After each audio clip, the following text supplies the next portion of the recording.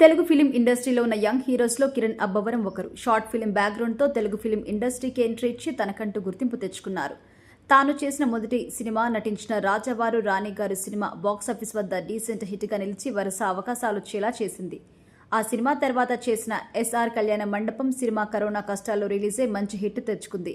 అలాగే రైటర్గా కూడా కిరణ్కి మంచి పేరుంది. ఏ ముహూర్తం ఏ సినిమా హిట్ అయిందో కానీ వరుస సినిమాలు కిరణ్కి వస్తున్నాయి. వచ్చిన అవకాశాన్ని వదులుకోకూడదు అనే ఆలోచనతో అన్ని సినిమాలకు సైన్ చేసి ఉన్న పేరు పాడు చేసుకుంటున్నారు.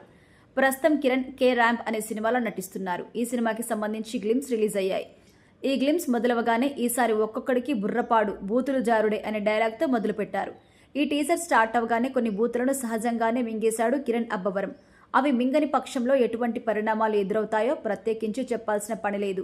కొన్ని మాస్ ఎలిమెంట్స్ ని పెడుతూ చివర్లో ఏఎంబీ సినిమాస్లో మనం మలయాళ ప్రేమకథలు చూసి హిట్ చేస్తాం, కానీ తెలుగు ప్రేమకథలతోనే మనకి ప్రాబ్లం ఎందుకంటే అనే డైలాగ్ పెట్టి అంతెంటిసిటీ అనే పదాన్ని కూడా ఒక భూత పదంగా వక్రీకరించి డైలాగ్ చెప్పారు. అయితే ఇవి వైరల్ అవ్వడానికి పనికి వస్తుంది అని సినిమా యూనిట్ అనుకుంది, కానీ దీనివల్ల డ్యామేజ్ ఎక్కువవుతుందని చెప్పాలి. అబ్బవరంకి కొంత ఫ్యాన్ బేస్ అయితే ఉంది. ఇలా హిట్ కోసం పచ్చి పచ్చి బూతులు మాట్లాడితే ఉన్న ఫ్యాన్ బేస్ కూడా పోతుంది అని చెప్పాలి.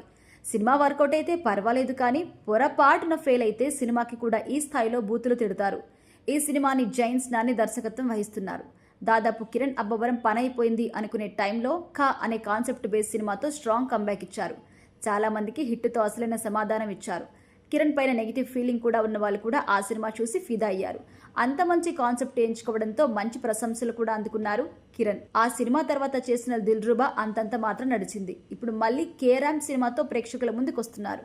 కానీ ఇలాంటి డైలాగ్స్ ఉంటే మాత్రం సినిమా పాపులర్ అవడం కన్నా సెన్సార్ దగ్గరే బలైపోతుంది. శ్రీ విష్ణు లాంటి వాళ్ళు కూడా బూతులు మాట్లాడినా కూడా అవి కవర్ అయ్యే విధంగా ఉంటాయి. కిరణ్ ఆ ప్రయత్నం చేసినా కొంతమేరకు వర్కౌట్ అయ్యేదేమో. ఆడియన్స్ దీనిని ఎలా రిసీవ్ చేసుకుంటారో చూడాలి.